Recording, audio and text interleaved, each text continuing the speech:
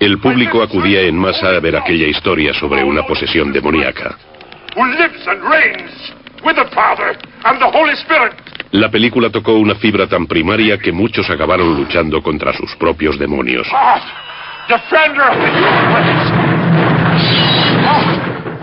Look down in pity. You killed your mother. Your servant. You left her alone to die. Shut up!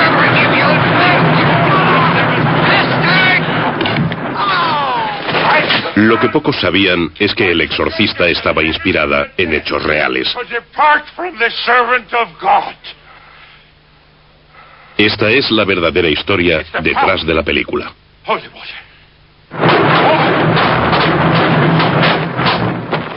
It's the power of Christ that compels you. Bill Blatty estudiaba en la Universidad de Georgetown cuando ocurrió aquello y empezó a tomar notas. Escribió la novela a lo largo de un periodo de 15 años. Cambió el personaje del joven por el de una niña. Un día, no sé dónde, la novela cayó en mis manos, la leí y me pareció sensacional. Después, cuando me dijo que era una historia real, me picó aún más la curiosidad.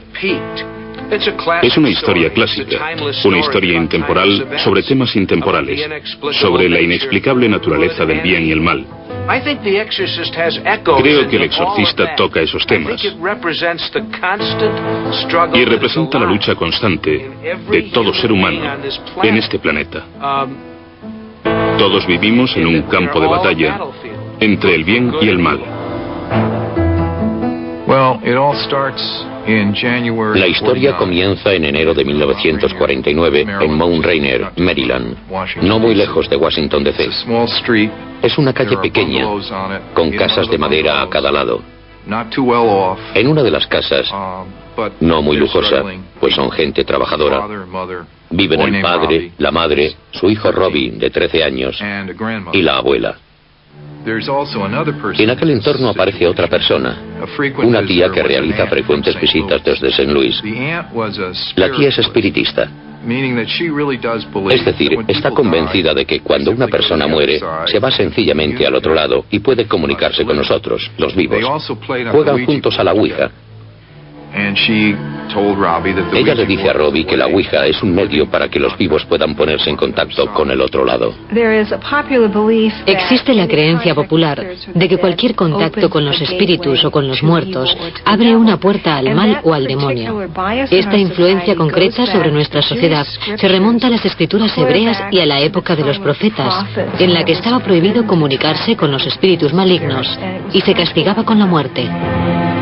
Poco después de la visita de su tía, comenzaron a suceder cosas extrañas. Un sábado por la noche, la madre y el padre salen. La abuela y Robbie se quedan en casa y empiezan a oír arañazos en las paredes.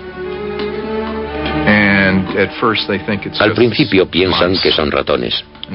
Avisan a un exterminador, pero no encuentra ratones y mientras tanto, noche tras noche, continúan los arañazos. Pero los arañazos no son el único suceso. La fruta sale volando de la mesa se vuelca, las sillas se vuelcan, un jarrón vuela por el aire. En la habitación de la abuela hay una imagen de Cristo. La imagen empieza a moverse en la pared como si hubiera alguien detrás de ella, golpeándola. En la propia habitación de Robbie, el colchón parece tener arañazos. Una noche incluso dice que siente como pasos dentro del colchón. Más tarde, el 26 de enero, la querida tía de Robbie fallece. Robbie está destrozado por la pérdida. Algo le dice que se acerque al tablero de Ouija y comienza a juguetear con él, tal vez para intentar llegar hasta ella. El propio Robbie estaba cambiando. Por la noche las pesadillas lo acosaban. Durante el día estaba inquieto y retraído. Y mientras, los sucesos extraños continuaban a su alrededor.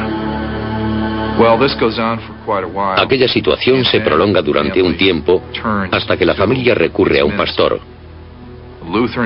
luterano, el reverendo Schultz. Schultz cree en la parapsicología, la idea de que los objetos pueden volar porque nuestra mente es capaz de hacerlos volar.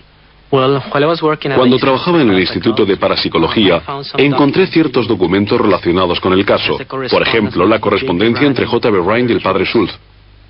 21 de marzo de 1949, Dr. J.B. Rhine, Departamento de Parapsicología, Universidad de Duke. Estimado Dr. Rhine, hay en nuestra congregación una familia que está sufriendo fenómenos paranormales. Dichos fenómenos suceden solamente en presencia del hijo. Lo tuve en mi casa la noche del 17 al 18 de febrero para observarlo personalmente. Una butaca se movió estando él sentado y lo tiró al suelo. Se llevó al chico a su casa, probablemente porque pensó que estaba engañando a sus padres, y se dijo a sí mismo, si lo llevo a mi casa no podrá engañarme tan fácilmente. Pero descubrió que allí las cosas seguían moviéndose y se sintió bastante conmocionado. Dijo que llevó al chico hasta la cama y que cada vez que trataba de acostarlo, la cama empezaba a temblar. Después comentó que colocó el colchón en el suelo, pero el colchón se deslizó con el chico debajo de la cama. No puedo explicar científicamente que la cama se moviera, ni creo que la ciencia pueda explicarlo.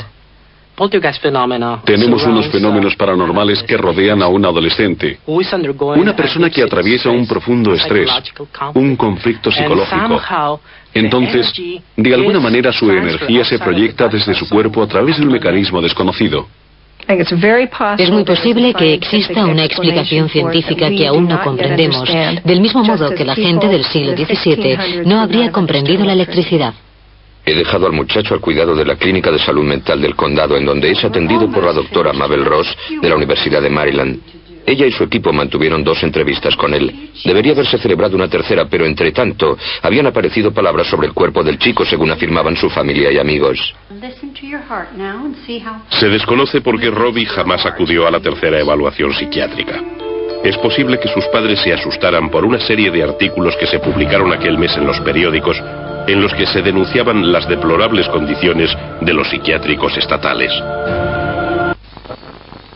Mil hombres, mujeres y niños atestaban los pabellones, inmovilizados con camisas de fuerza, atados a sillas, abandonados. Los tratamientos médicos eran salvajes. Muy pocos pacientes salían alguna vez de allí. No creo que la psiquiatría tuviera mucho que ofrecer en aquel entonces. En 1949, los prejuicios en contra de las enfermedades mentales eran enormes. La gente jamás hablaba de que hubiera este tipo de enfermedades en su familia. Si a un miembro de una familia se le ingresaba en un psiquiátrico estatal, se vivía como una vergüenza, se ocultaba, se encubría. No me sorprende que pidieran ayuda a un clérigo. El reverendo Schultz lo ha visto con sus propios ojos y no lo comprende, pero nota la presencia del mal. Se dirige a los padres y les dice: los católicos entienden de estos asuntos, será mejor que hablen con un sacerdote. Lo que me intriga de él es que permaneció escéptico, aunque pensó que podían ser fenómenos paranormales. Sin embargo, lo refirió a un sacerdote católico, sabiendo que los católicos practican exorcismos. Me da la sensación de que le estaba sugiriendo sutilmente a la familia que quizá era una posesión demoníaca. Los padres de Robbie siguieron el consejo del reverendo Schultz. Acudieron a la cercana iglesia católica de San Jaime, en Mount Rainier, Maryland, en donde consultaron con el padre E. Albert Hughes. Muchos años después, el padre Hughes confiaría a otro sacerdote de su parroquia, el padre Frank Bober, su escalofriante encuentro con el muchacho. En aquella época, el padre Hughes era joven. Había sido ordenado hacía unos años. Hello, Father Hughes. Thank you so much for seeing us, Father. Of course. Father Hughes. Father. And you must be Robbie. How are you today? Answer the father, Robbie. Well, he said they were Me comentó que ocurrían fenómenos muy extraños. Uno de ellos es que el chico podía mirar el teléfono y moverlo por la habitación. Al muchacho no le gustó nada estar allí y que le entrevistara un sacerdote. Empezó a hacer muchísimo frío en la habitación. Se quedó helada. Y me comentó que aquellas cosas daban bastante miedo. El padre Hughes sospechó que el muchacho estaba bajo la influencia de fuerzas malignas. Recurrió en busca de ayuda al ritual romano, un libro de oraciones de varios siglos de antigüedad. El joven sacerdote abrió el capítulo sobre exorcismos para estudiar los síntomas de posesión. Llegó a la conclusión inequívoca de que era una posesión satánica. No creo que el padre Hughes tuviera interés en llevarlo a cabo él mismo, así que le comunicó el caso al arzobispo, y el arzobispo Boyle le pidió que lo hiciera él. Las normas exigen que el exorcista se distinga por su piedad, prudencia e integridad. También aconsejan que esté en la madurez. El joven padre Hughes no parecía el más indicado, pero se preparó lo mejor que pudo. Como es habitual, antes de que un sacerdote lleve a cabo un exorcismo, ha de rezar mucho, ayunar mucho. Él lo hizo, en ese sentido estaba preparado. Obtuvo permiso para ingresar al chico en el hospital de Georgetown mientras durase el ritual, pero no estaba en absoluto preparado para lo que sucedería después. Le ingresan en el hospital universitario de Georgetown y allí le inmovilizan. El padre Hughes entra en la habitación y va a comenzar el exorcismo.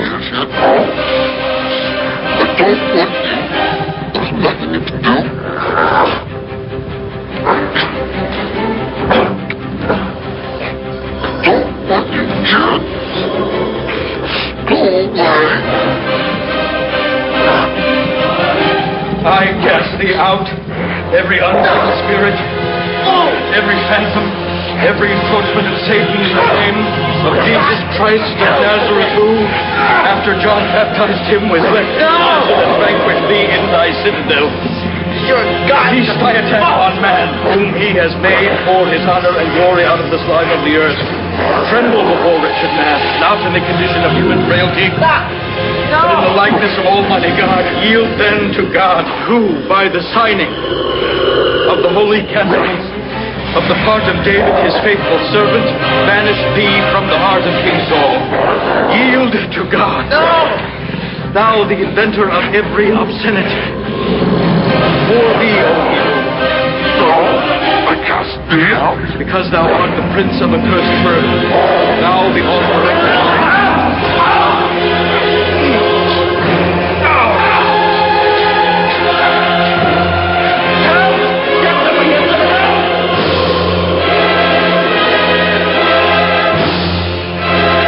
Robbie arrancó un muelle de acero de la cama y le desgarró al padre Hughes el brazo izquierdo desde el hombro hasta la muñeca.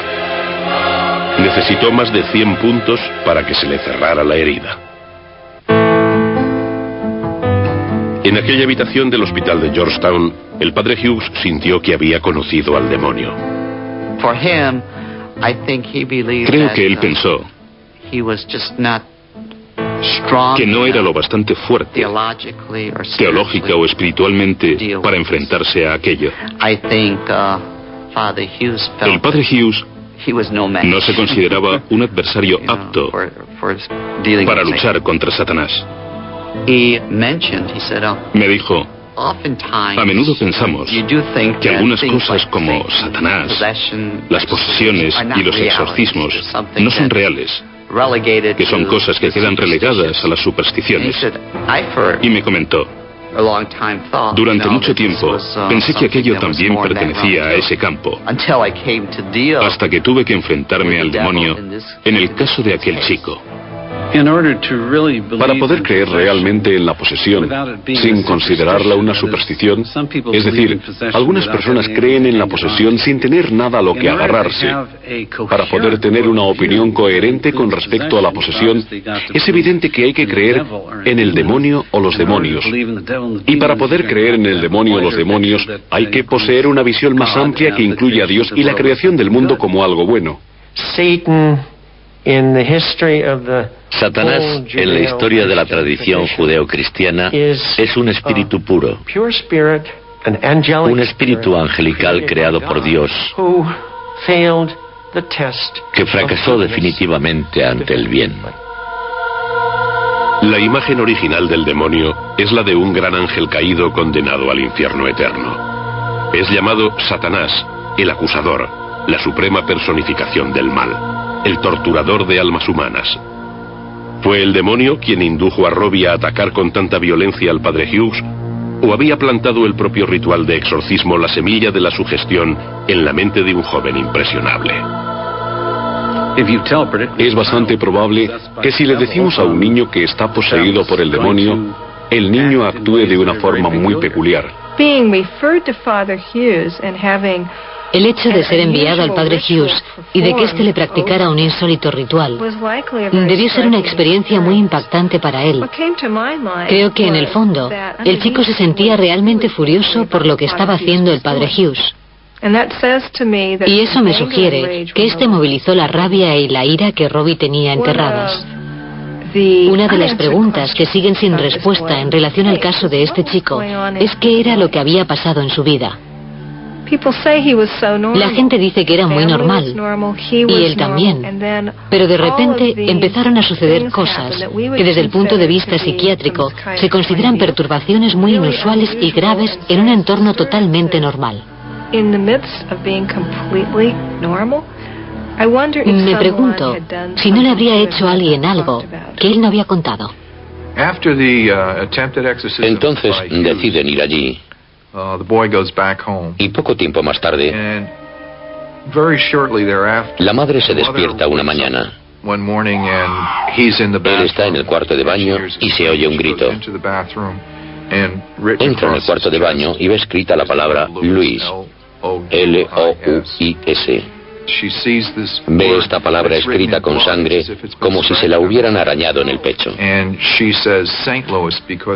dice St. Louis porque de allí es de donde procede la familia. ¿Es eso lo que quieres?, le pregunta, y la palabra sí aparece arañada con sangre en su cuerpo. Entonces deciden ir a St. Louis.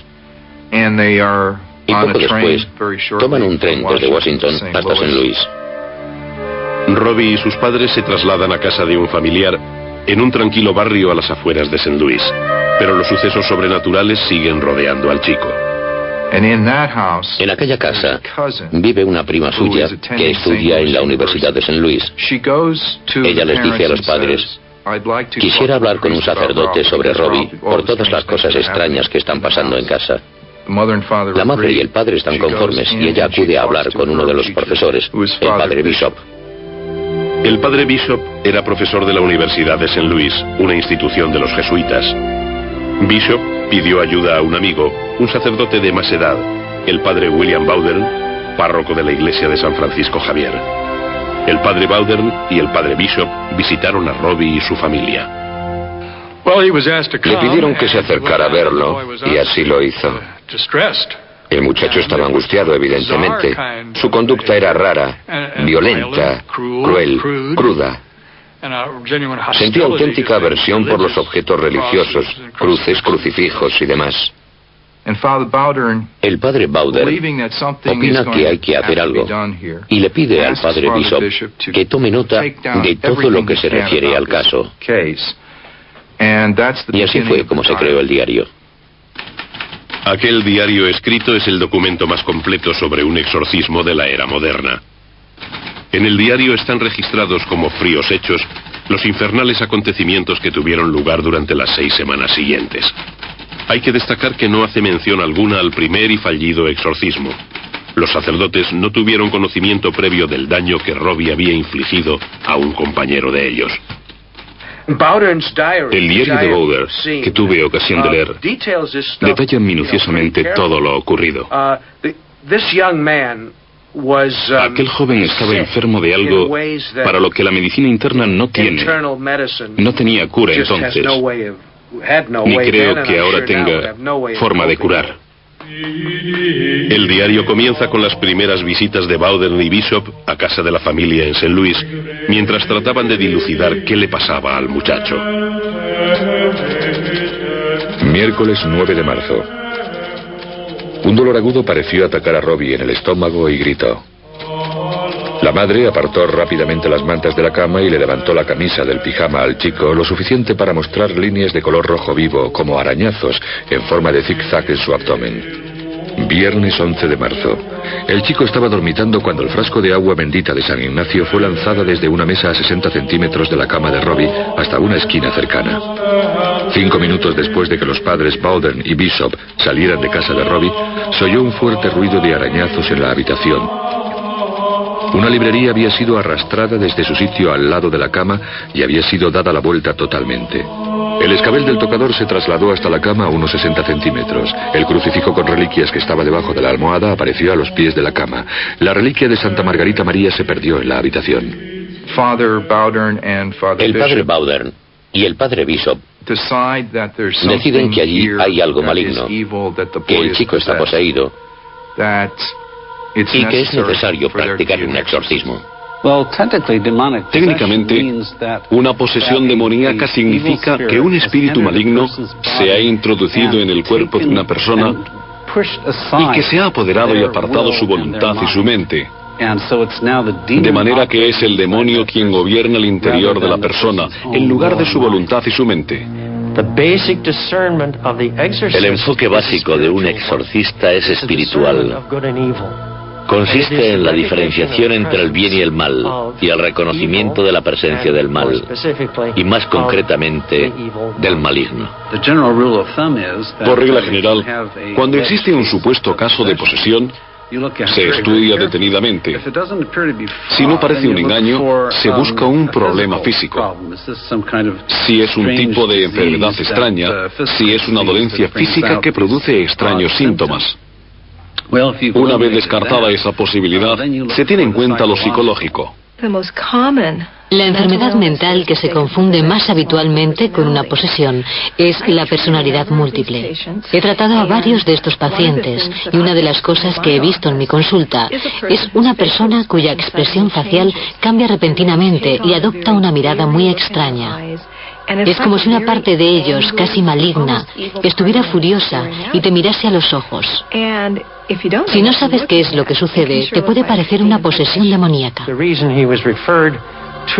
El motivo para que fuera derivado a un exorcista fue precisamente porque los psiquiatras no podían ayudarlo.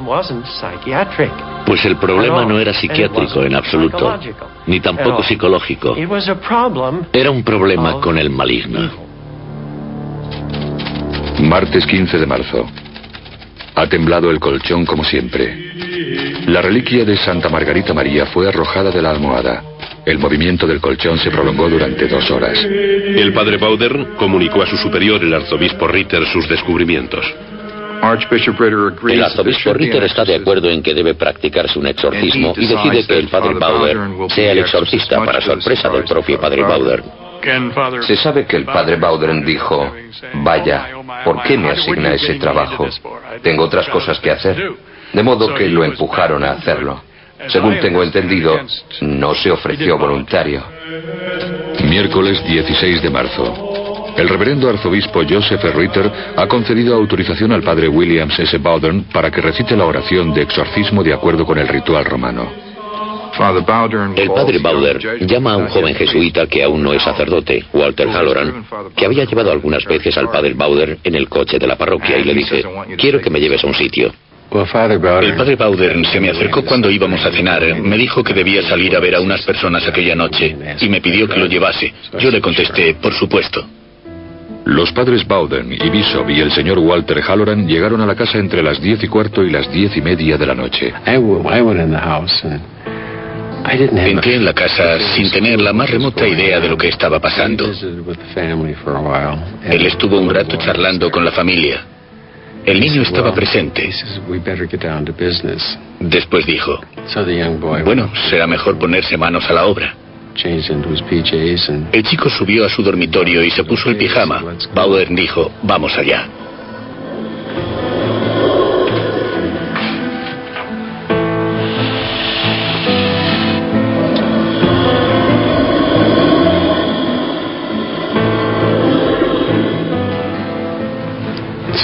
Subimos y el padre Bowdern dijo: empezaremos diciendo unas oraciones. The Lord be with you. And with thy spirit. Let us pray. Creo que lo primero que me llamó la atención fue que el frasco de agua bendita voló a través de la habitación y se estrelló contra un escritorio en una esquina. Yo estaba de rodillas a los pies de la cama y enseguida la cama empezó a subir y a bajar así.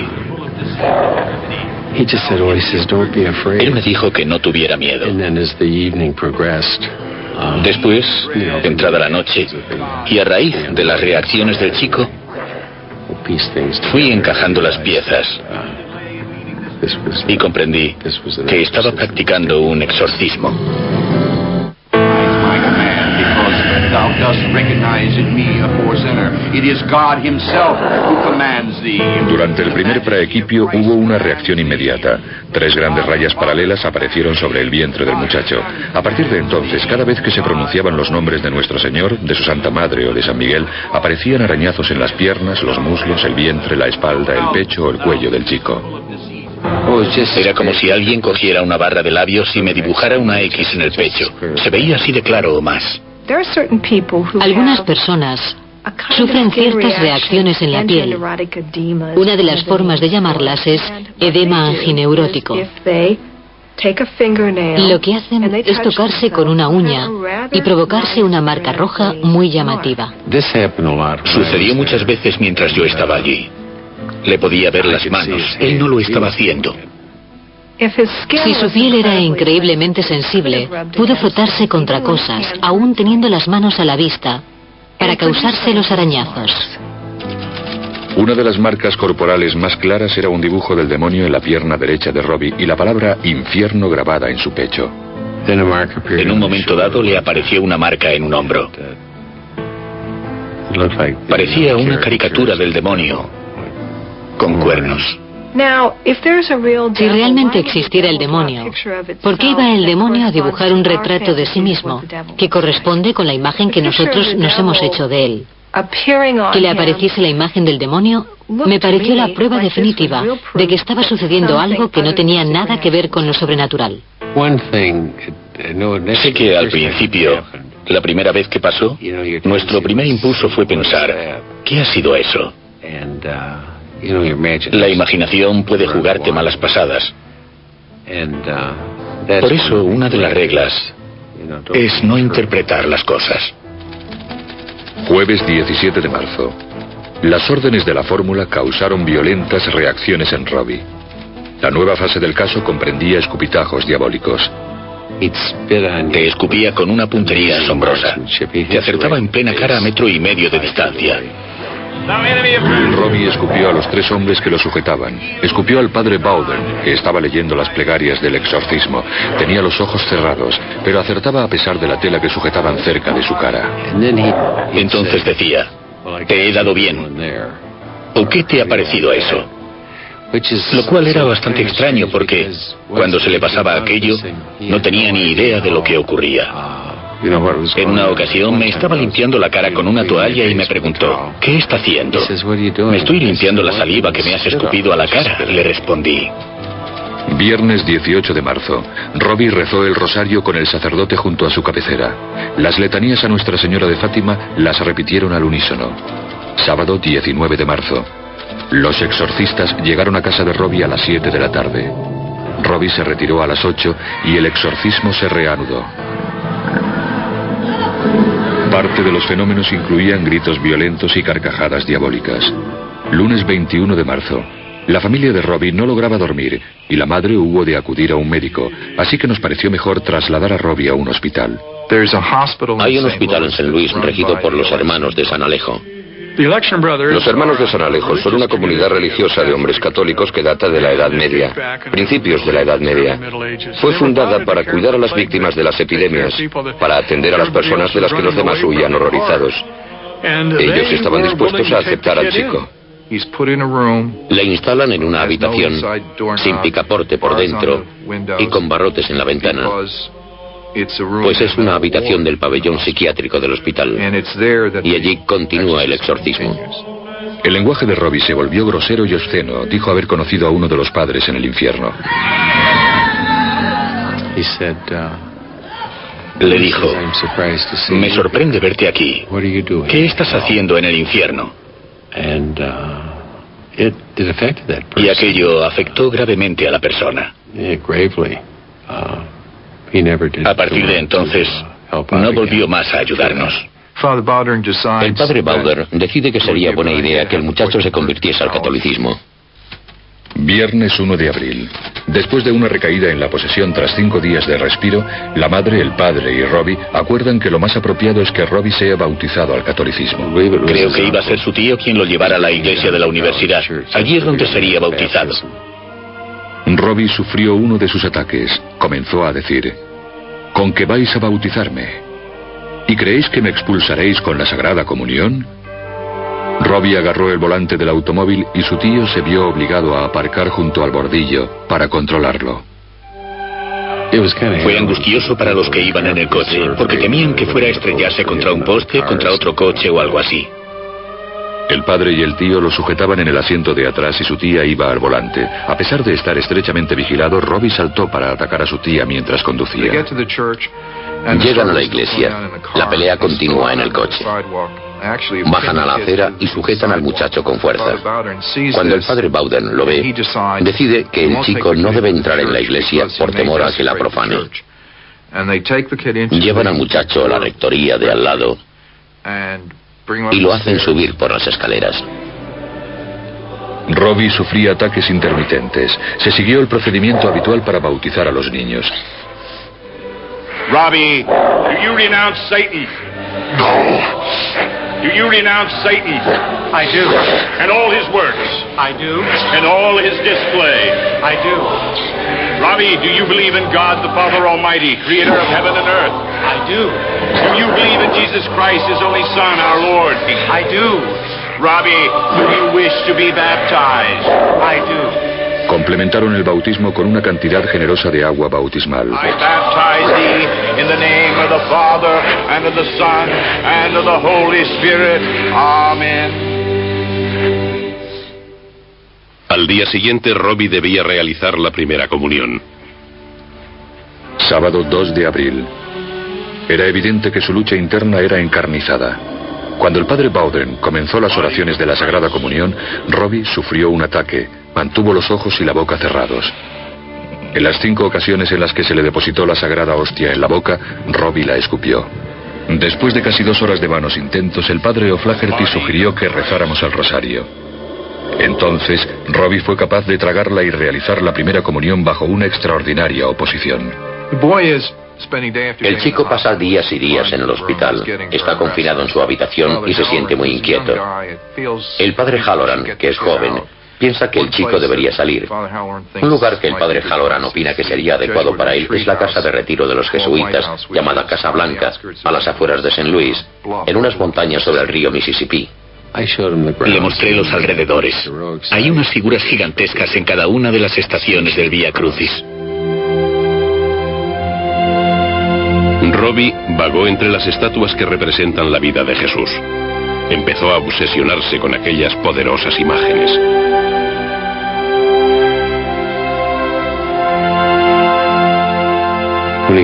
Y cuando llegamos a la 12ª estación, echó a correr.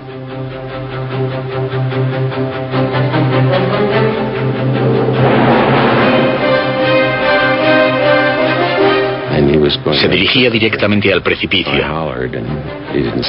Le grité, pero no se detuvo. Salí corriendo tras él.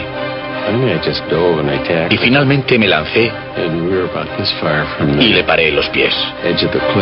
Estábamos a esta distancia del borde del precipicio cuando nos paramos. Enseguida se despertó y me dijo: ¿por qué me está agarrando? No recordaba nada en absoluto. Y yo sentí un escalofrío cuando pensé: ¿y si el chico hubiera saltado?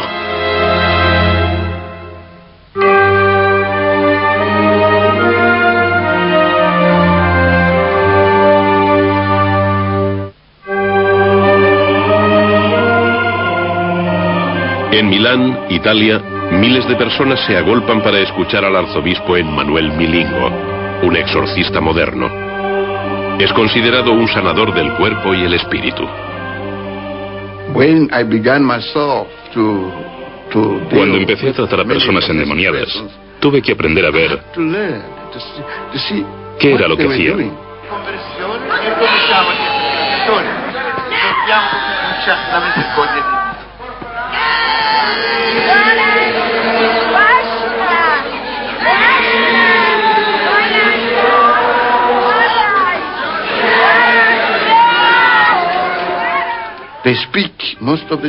La mayor parte del tiempo hablan en idiomas que nunca en su vida han hablado. Y son muy violentas. Son capaces de saltar o de volar. Verlas es aterrador.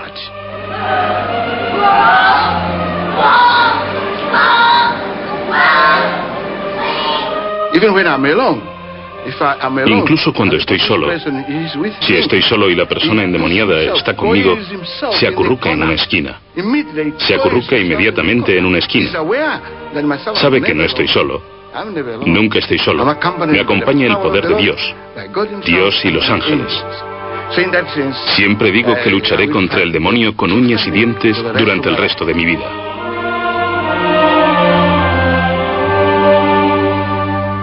¿Sería la recién hallada fe de Robbie determinante en su propia lucha contra el demonio? Creo que el día que lo vi más afectado fue el Jueves Santo. Le pregunté si sabía algo sobre el Jueves Santo, la Última Cena y la institución del Sagrado Sacramento. Y me contestó que no. Le pregunté, ¿quieres que te hable de ello? Y me respondió que sí. Así que comencé a hablarle sobre la Última Cena y que nuestro Señor dijo, este es mi cuerpo y esta es mi sangre. Cuando llevaba un rato hablando me dijo, ¿puede callarse? Y le respondí, claro. Entonces se levantó el pantalón del pijama y tenía enormes moratones en las piernas, en el vientre y en el pecho. Bowder y Bishop observan que los arañazos que aparecen continuamente sobre el chico a veces parecen reproducir números y tratan de interpretarlos. Entonces se les ocurre que queda un número determinado de días para la posesión del demonio.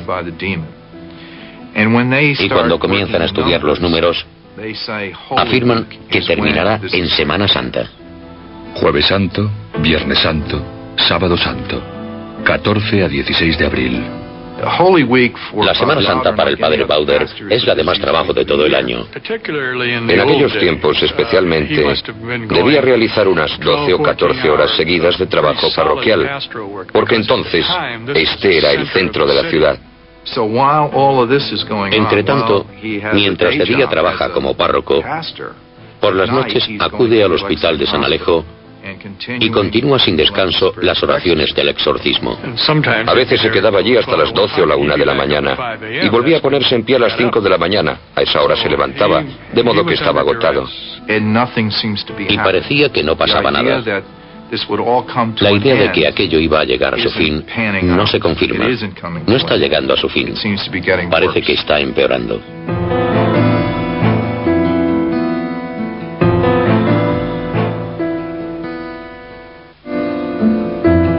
El día de Sábado Santo, el padre rector trajo una figura colorista del arcángel San Miguel.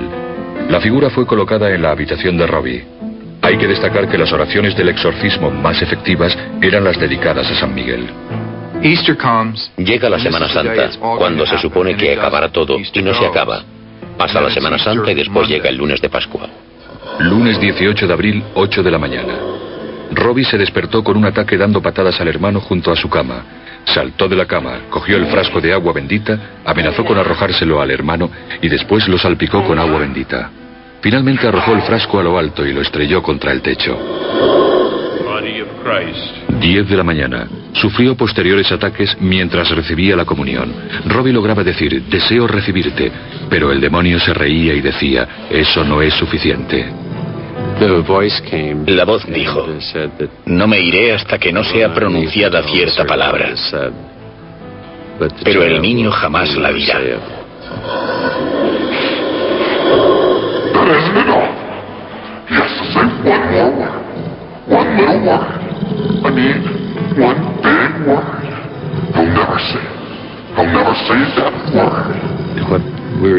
Lo que hacíamos parecía tan inútil a veces. Bowden estuvo fantástico. Dijo, hemos empezado esto y seguiremos adelante hasta que se haya terminado.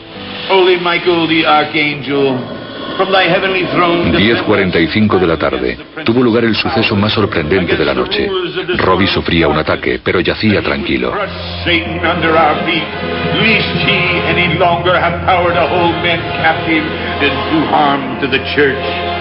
Present our prayers at the throne of the Most High, so that he may all the more speedily favor us with his mercy. Lay hold of the dragon, the ancient serpent, no other than the demon Satan, and cast him bound into the abyss, so that he may no longer seduce mankind. Con un tono claramente autoritario y dignidad, una voz se abrió paso entre las oraciones. I am Saint Michael, and I command you, Satan, to leave the body in the name of Dominus. Immediately. Now. Now. Now. From the snares of the devil, deliver us, O Lord, that thou wouldst assist thy church to save thee in all security and freedom. We beseech thee, hear us.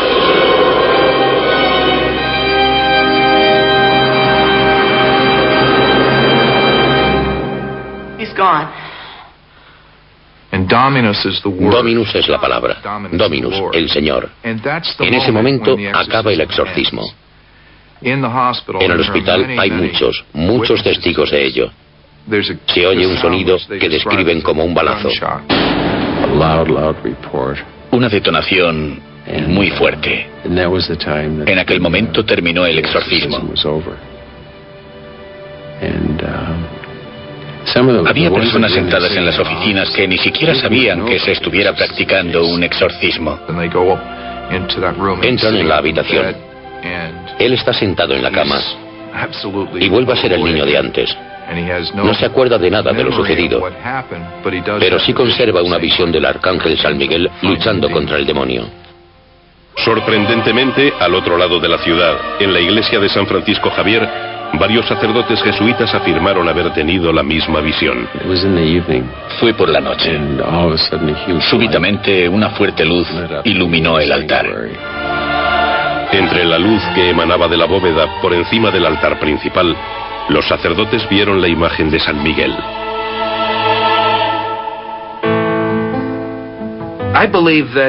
Creo que aquel caso ocurrió tal como se contó. Pienso que fue una posesión demoníaca, signifique lo que signifique eso. Nadie sabe en qué consiste. Los católicos poseen una buena teoría acerca de cómo funciona y de cómo hacer para curarlo. Sé que aquel chico se curó y que la ciencia moderna no podía solucionar su problema entonces.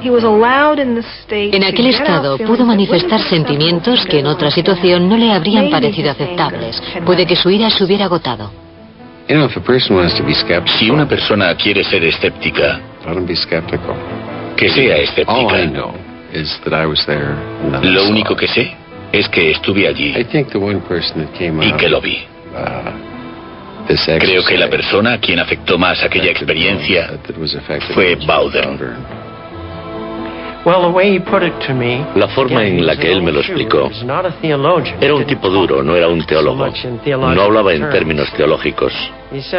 Me dijo, Dan, cualquier niño de 7 años puede distinguir entre una persona enferma mentalmente y otra poseída. Como científicos no podemos desestimar el fenómeno del mal, simplemente porque no podamos calibrarlo.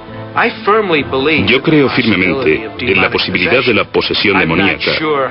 No estoy seguro de cómo se manifiesta, y no creo necesariamente en un demonio con las orejas puntiagudas y rabo, atizando el fuego del infierno con una horca o algo así. Pero sí creo que existe una fuerza maligna en el mundo, y a la inversa, una fuerza del bien. Como he dicho antes, pienso que es una lucha entablada en todo ser humano. Alguien, probablemente un hermano de San Alejo, escribió una última anotación en el diario. 19 de agosto de 1951. Robbie y sus padres visitaron a los hermanos. Robbie es ahora un excelente joven de 16 años. Sus padres también se han convertido al catolicismo y recibieron la primera comunión el día de Navidad de 1950. La historia de Robbie aún obsesiona al barrio de Mount Rainier.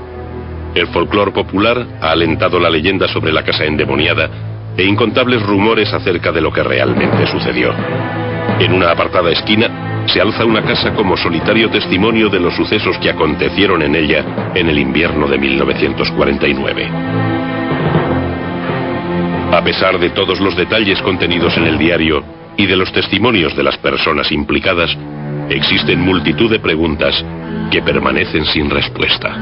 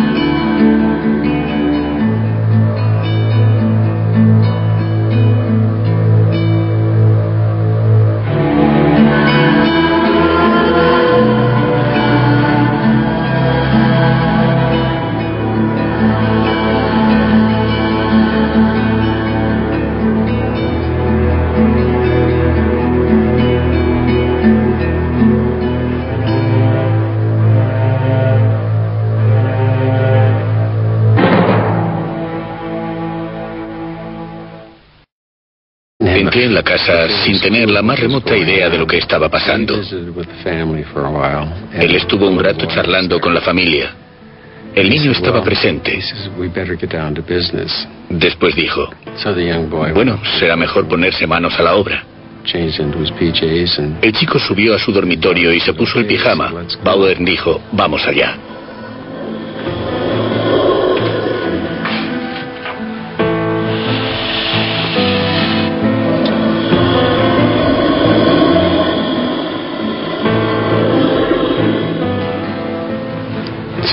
Subimos y el padre Bauer dijo, empezaremos diciendo unas oraciones.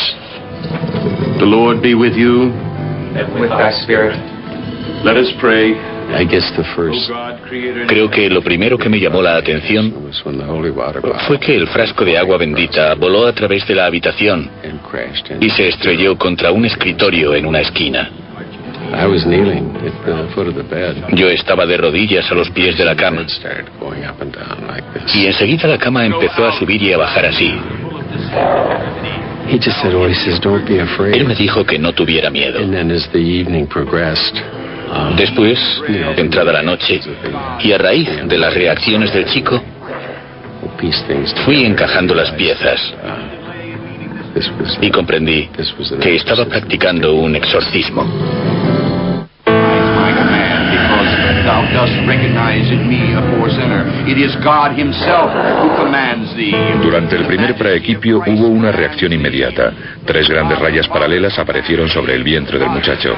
A partir de entonces, cada vez que se pronunciaban los nombres de Nuestro Señor, de su Santa Madre o de San Miguel, aparecían arañazos en las piernas, los muslos, el vientre, la espalda, el pecho o el cuello del chico. Era como si alguien cogiera una barra de labios y me dibujara una X en el pecho. Se veía así de claro o más. Algunas personas sufren ciertas reacciones en la piel. Una de las formas de llamarlas es edema angineurótico. Lo que hacen es tocarse con una uña y provocarse una marca roja muy llamativa. Sucedió muchas veces mientras yo estaba allí. Le podía ver las manos. Él no lo estaba haciendo. Si su piel era increíblemente sensible, pudo frotarse contra cosas, aún teniendo las manos a la vista, para causarse los arañazos. Una de las marcas corporales más claras era un dibujo del demonio en la pierna derecha de Robbie y la palabra infierno grabada en su pecho. En un momento dado le apareció una marca en un hombro. Parecía una caricatura del demonio, con cuernos. Si realmente existiera el demonio, ¿por qué iba a...? Bueno, será mejor ponerse manos a la obra. El chico subió a su dormitorio y se puso el pijama. Bauer dijo, vamos allá.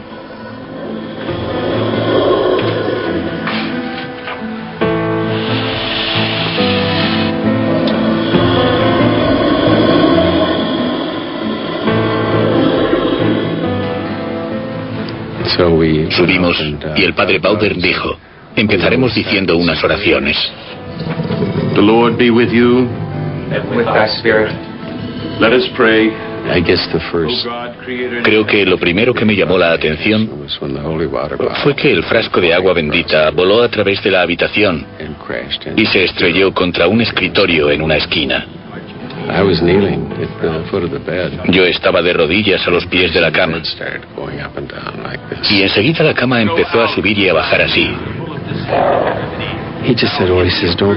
Él me dijo que no tuviera miedo. Después, entrada la noche, y a raíz de las reacciones del chico, fui encajando las piezas y comprendí que estaba practicando un exorcismo. Thou dost recognize in me a poor sinner. It is God himself who commands thee. Durante el primer praequipio hubo una reacción inmediata. 3 grandes rayas paralelas aparecieron sobre el vientre del muchacho. A partir de entonces, cada vez que se pronunciaban los nombres de Nuestro Señor, de su Santa Madre o de San Miguel, aparecían arañazos en las piernas, los muslos, el vientre, la espalda, el pecho o el cuello del chico.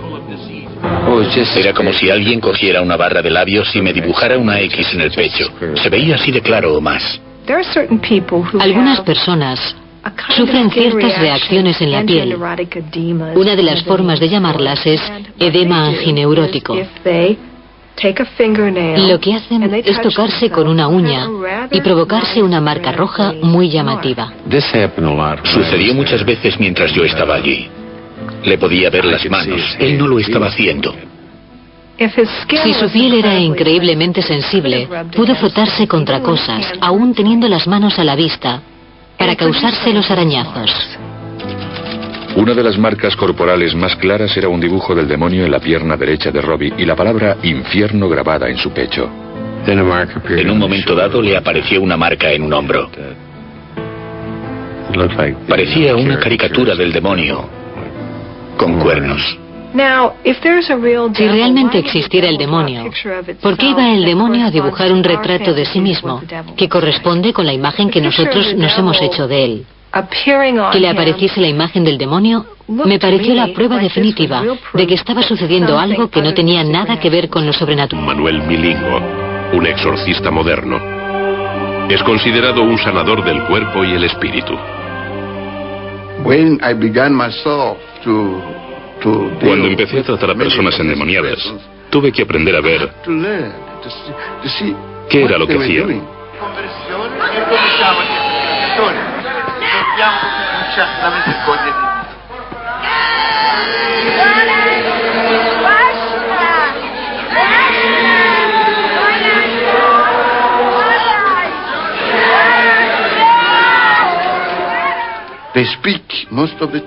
La mayor parte del tiempo hablan en idiomas que nunca en su vida han hablado. Y son muy violentas. Son capaces de saltar o de volar. Verlas es aterrador.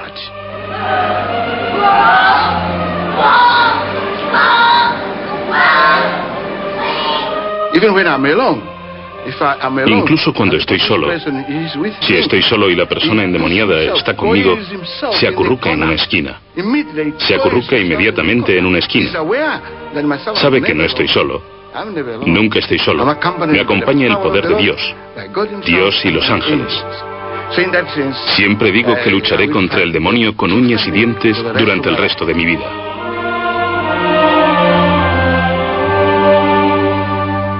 ¿Sería la recién hallada fe de Robbie determinante en su propia lucha contra el demonio? Creo que el día que lo vi más afectado fue el Jueves Santo. Le pregunté si sabía algo sobre el Jueves Santo, la Última Cena y la institución del Sagrado Sacramento. Y me contestó que no. Le pregunté, ¿quieres que te hable de ello? Y me respondió que sí. Así que comencé a hablarle sobre la Última Cena y que nuestro Señor dijo, este es mi cuerpo y esta es mi sangre. Cuando llevaba un rato hablando me dijo, ¿puede callarse? Y le respondí, claro. Entonces se levantó el pantalón del pijama y tenía enormes moratones en las piernas, en el vientre y en el pecho. Bowder y Bishop observan que los arañazos que aparecen continuamente sobre el chico a veces parecen reproducir números y tratan de interpretarlos. Entonces se les ocurre que queda un número determinado de días para la posesión del demonio. Y cuando comienzan a estudiar los números, afirman que terminará en Semana Santa. Después de casi 2 horas de vanos intentos, el padre O'Flaherty sugirió que rezáramos el rosario. Entonces, Robbie fue capaz de tragarla y realizar la primera comunión bajo una extraordinaria oposición. El chico pasa días y días en el hospital. Está confinado en su habitación y se siente muy inquieto. El padre Halloran, que es joven, piensa que el chico debería salir. Un lugar que el padre Halloran opina que sería adecuado para él es la casa de retiro de los jesuitas, llamada Casa Blanca, a las afueras de St. Louis, en unas montañas sobre el río Mississippi. Le mostré los alrededores. Hay unas figuras gigantescas en cada una de las estaciones del Vía Crucis. Robbie vagó entre las estatuas que representan la vida de Jesús. Empezó a obsesionarse con aquellas poderosas imágenes.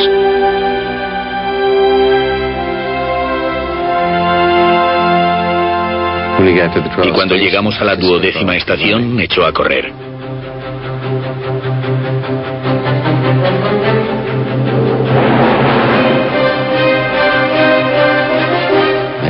Se dirigía directamente al precipicio. Le grité, pero no se detuvo. Salí corriendo tras él. Y finalmente me lancé y le paré los pies. Estábamos a esta distancia del borde del precipicio cuando nos paramos. Enseguida se despertó y me dijo: ¿por qué me está agarrando? No recordaba nada en absoluto.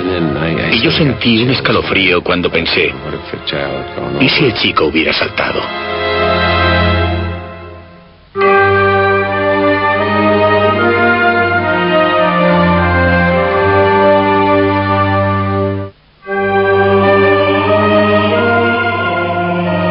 En Milán, Italia, miles de personas se agolpan para escuchar al arzobispo Emmanuel Milingo, un exorcista moderno.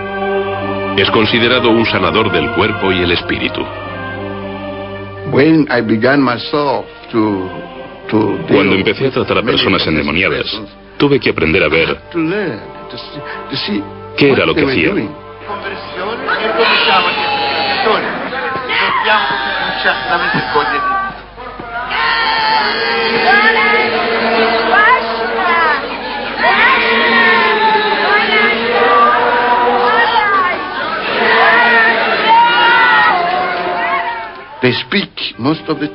La mayor parte del tiempo hablan en idiomas que nunca en su vida han hablado. Y son muy violentas. Son capaces de saltar. Jesus Christ of Nazareth, who, after John baptized him with and banquet thee in thy citadel, feast thy attack on man, whom he has made for his honor and glory out of the slime of the earth. Tremble before wretched man, not in the condition of human frailty, but in the likeness of Almighty God. Yield then to God, who, by the signing of the holy candles of the part of David, his faithful servant, banished thee from the heart of King Saul. Yield to God. Thou, the inventor of every obscenity. For thee, O evil. I cast thee out. Because thou art the prince of accursed birth. Thou, the author of the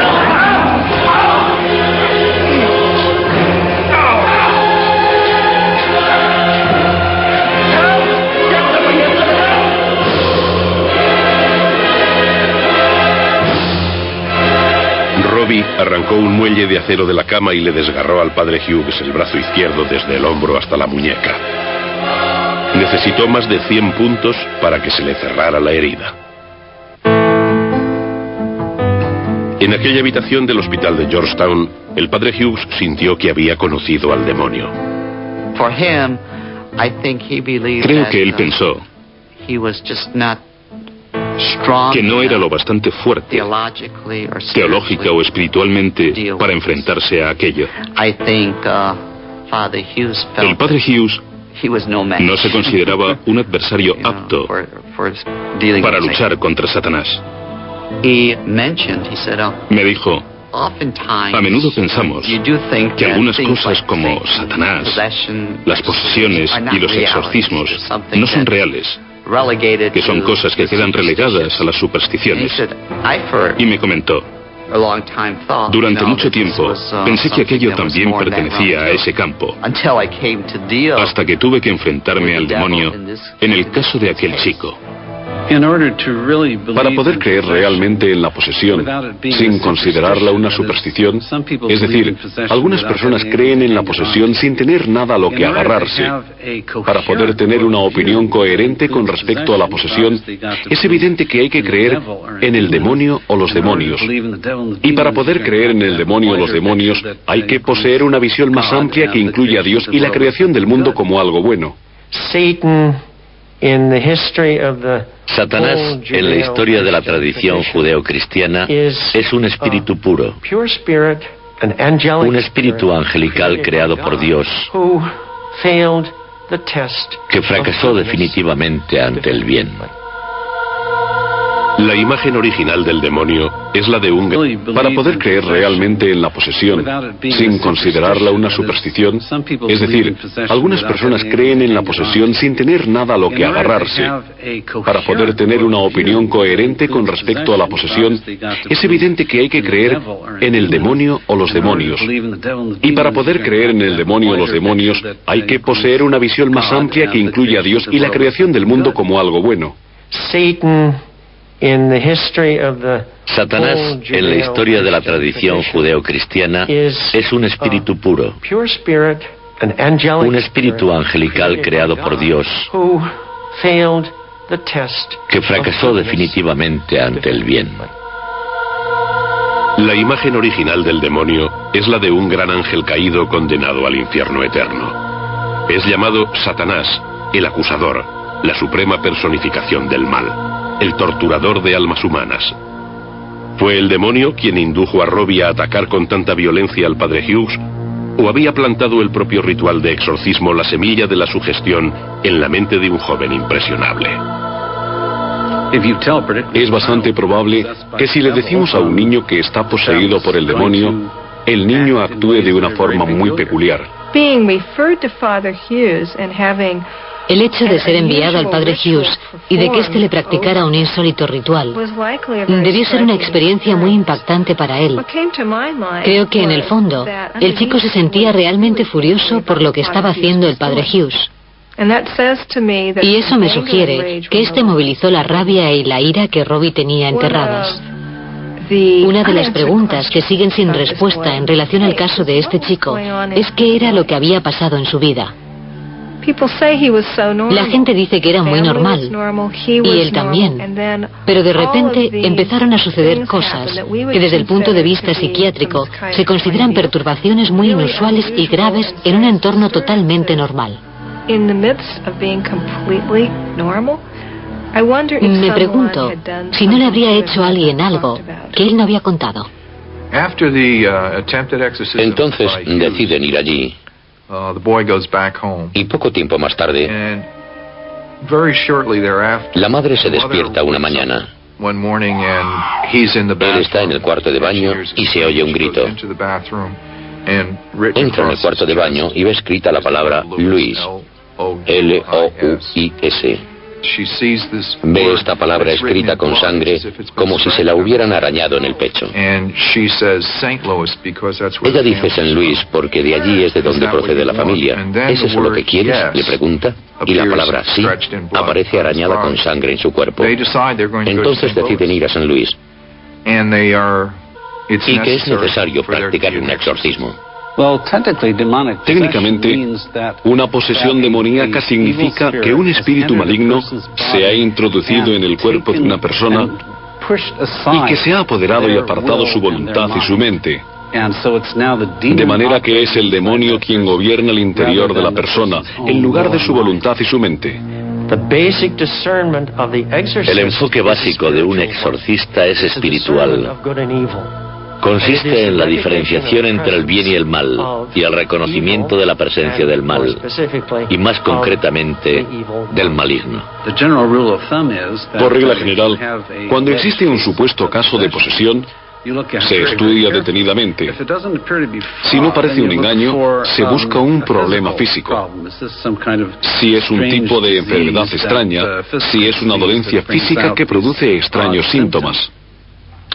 Una vez descartada esa posibilidad, se tiene en cuenta lo psicológico.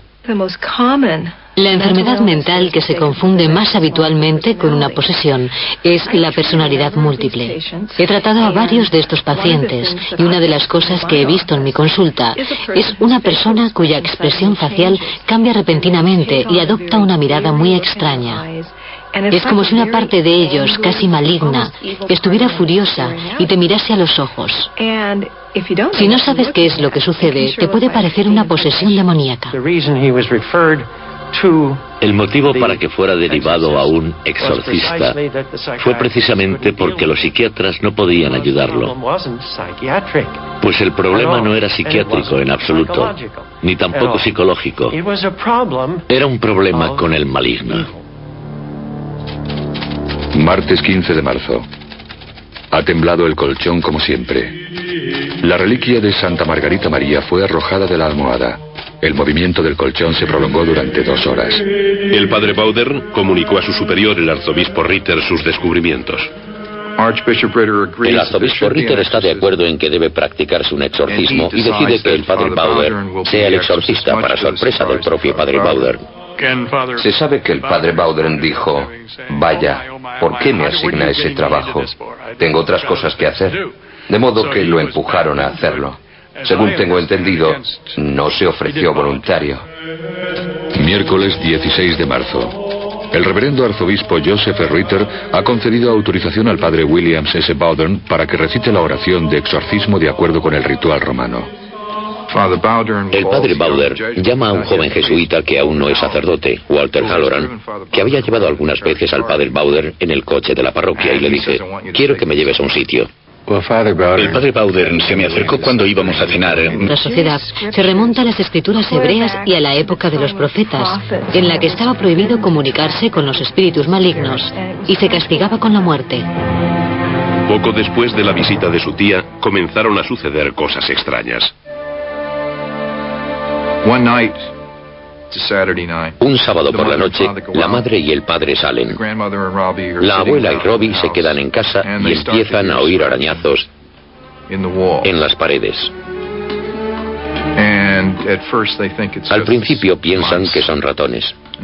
Avisan a un exterminador, pero no encuentra ratones y mientras tanto, noche tras noche, continúan los arañazos. Pero los arañazos no son el único suceso. La fruta sale volando de la mesa se vuelca, las sillas se vuelcan, un jarrón vuela por el aire. En la habitación de la abuela hay una imagen de Cristo. La imagen empieza a moverse en la pared como si hubiera alguien detrás de ella, golpeándola.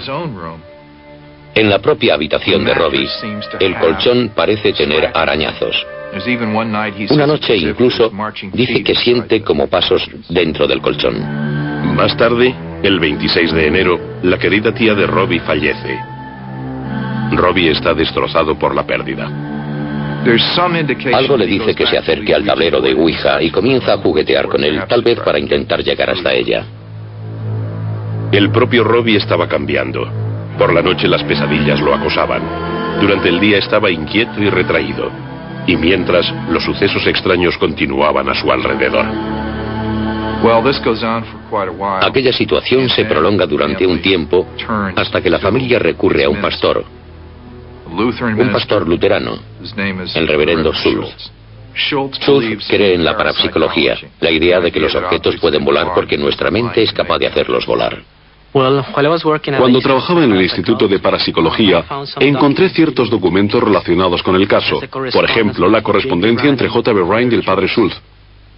21 de marzo de 1949, Dr. J.B. Rhine, Departamento de Parapsicología, Universidad de Duke. Estimado Dr. Rhine, Hay en nuestra congregación una familia que está sufriendo fenómenos paranormales. Dichos fenómenos suceden solamente en presencia del Hijo. Lo tuve en mi casa la noche del 17 al 18 de febrero para observarlo personalmente. Una butaca se movió estando él sentado y lo tiró al suelo. Se llevó al chico a su casa, probablemente porque pensó que estaba engañando a sus padres, y se dijo a sí mismo, si lo llevo a mi casa no podrá engañarme tan fácilmente. Pero descubrió que allí las cosas seguían moviéndose y se sintió bastante conmocionado. Dijo que llevó al chico hasta la cama y que cada vez que trataba... Sentí un escalofrío cuando pensé, ¿y si el chico hubiera saltado?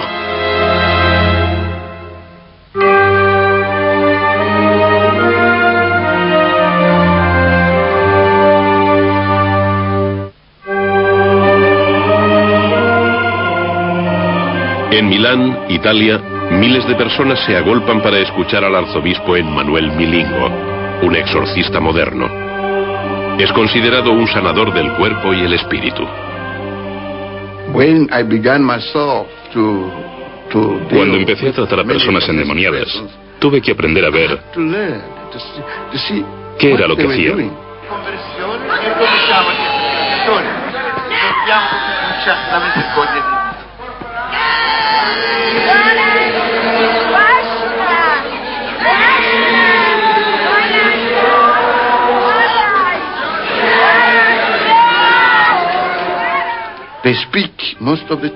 La mayor parte del tiempo hablan en idiomas que nunca en su vida han hablado.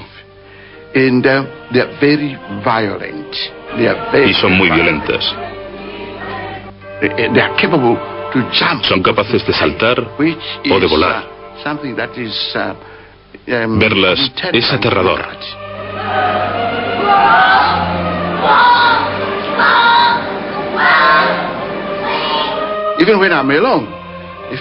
Incluso cuando estoy solo, si estoy solo y la persona endemoniada está conmigo, se acurruca en una esquina. Se acurruca inmediatamente en una esquina. Sabe que no estoy solo. Nunca estoy solo. Me acompaña el poder de Dios. Dios y los ángeles. Siempre digo que lucharé contra el demonio con uñas y dientes durante el resto de mi vida.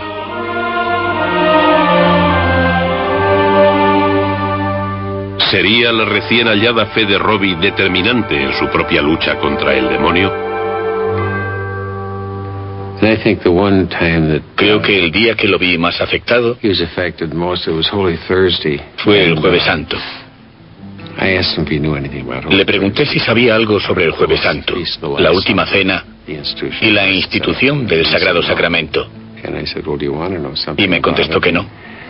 Le pregunté, ¿quieres que te hable de ello? Y me respondió que sí. Así que comencé a hablarle sobre la última cena y que nuestro Señor dijo, este es mi cuerpo y esta es mi sangre. Cuando llevaba un rato hablando me dijo, ¿puede callarse? Y le respondí, claro. Entonces se levantó el pantalón del pijama y tenía enormes moratones en las piernas, en el vientre y en el pecho. Bowder y Bishop observan. He tratado a varios de estos pacientes y una de las cosas que he visto en mi consulta es una persona cuya expresión facial cambia repentinamente y adopta una mirada muy extraña. Es como si una parte de ellos, casi maligna, estuviera furiosa y te mirase a los ojos. Si no sabes qué es lo que sucede, te puede parecer una posesión demoníaca. El motivo para que fuera derivado a un exorcista fue precisamente porque los psiquiatras no podían ayudarlo. Pues el problema no era psiquiátrico en absoluto, ni tampoco psicológico. Era un problema con el maligno. Martes 15 de marzo. Ha temblado el colchón como siempre. La reliquia de Santa Margarita María fue arrojada de la almohada. El movimiento del colchón se prolongó durante 2 horas. El padre Bowder comunicó a su superior, el arzobispo Ritter, sus descubrimientos. El arzobispo Ritter está de acuerdo en que debe practicarse un exorcismo y decide que el padre Bowder sea el exorcista, para sorpresa del propio padre Bowder. Se sabe que el padre Bowder dijo, vaya, ¿por qué me asigna ese trabajo? Tengo otras cosas que hacer. De modo que lo empujaron a hacerlo. Según tengo entendido, no se ofreció voluntario. Miércoles 16 de marzo. El reverendo arzobispo Joseph Ritter ha concedido autorización al padre William S. Bowdern para que recite la oración de exorcismo de acuerdo con el ritual romano. El padre Bowdern llama a un joven jesuita que aún no es sacerdote, Walter Halloran, que había llevado algunas veces al padre Bowdern en el coche de la parroquia y le dice: quiero que me lleves a un sitio. El padre Bowdern se me acercó cuando íbamos a cenar. Me dijo que debía salir a ver a unas personas aquella noche y me pidió que lo llevase. Yo le contesté, por supuesto. Los padres Bowdern y Bishop y el señor Walter Halloran llegaron a la casa entre las 10:15 y las 10:30 de la noche. Entré en la casa sin tener la más remota idea de lo que estaba pasando. Él estuvo un rato charlando con la familia. El niño estaba presente. Después dijo: bueno, será mejor ponerse manos a la obra. El chico subió a su dormitorio y se puso el pijama. Bowdern dijo: vamos allá.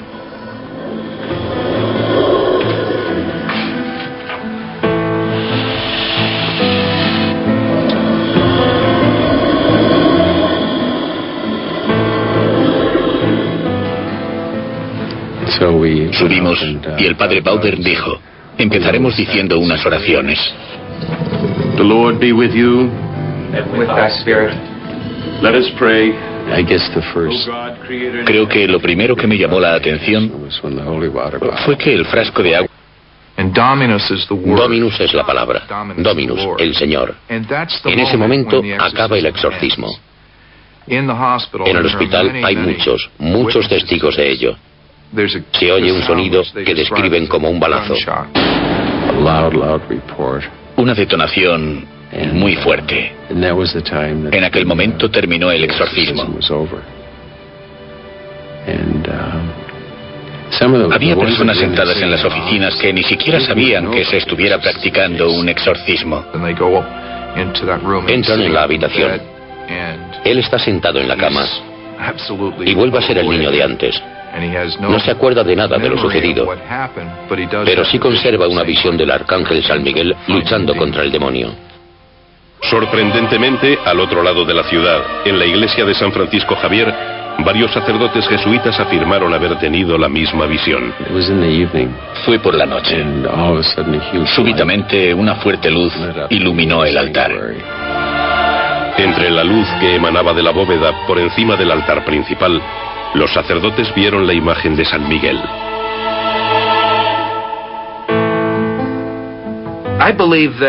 Creo que aquel caso ocurrió tal como se contó. Pienso que fue una posesión demoníaca, signifique lo que signifique eso. Nadie sabe en qué consiste. Los católicos poseen una buena teoría acerca de cómo funciona y de cómo hacer para curarlo. Sé que aquel chico se curó y que la ciencia moderna no podía solucionar su problema entonces. En aquel estado pudo manifestar sentimientos que en otra situación no le habrían parecido aceptables. Puede que su ira se hubiera agotado. Si una persona quiere ser escéptica, que sea escéptica. Lo único que sé es que estuve allí y que lo vi. Creo que la persona a quien afectó más aquella experiencia fue Bowdern. La forma en la que él me lo explicó, era un tipo duro, no era un teólogo. No hablaba en términos teológicos. Me dijo: Dan, cualquier niño de 7 años puede distinguir entre una persona enferma mentalmente y otra poseída. Como científicos no podemos desestimar el fenómeno del mal, simplemente porque no podamos calibrarlo.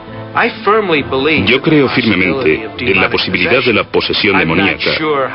No estoy seguro de cómo se manifiesta, y no creo necesariamente en un demonio con las orejas puntiagudas y rabo, atizando el fuego del infierno con una horca o algo así. Pero sí creo que existe una fuerza maligna en el mundo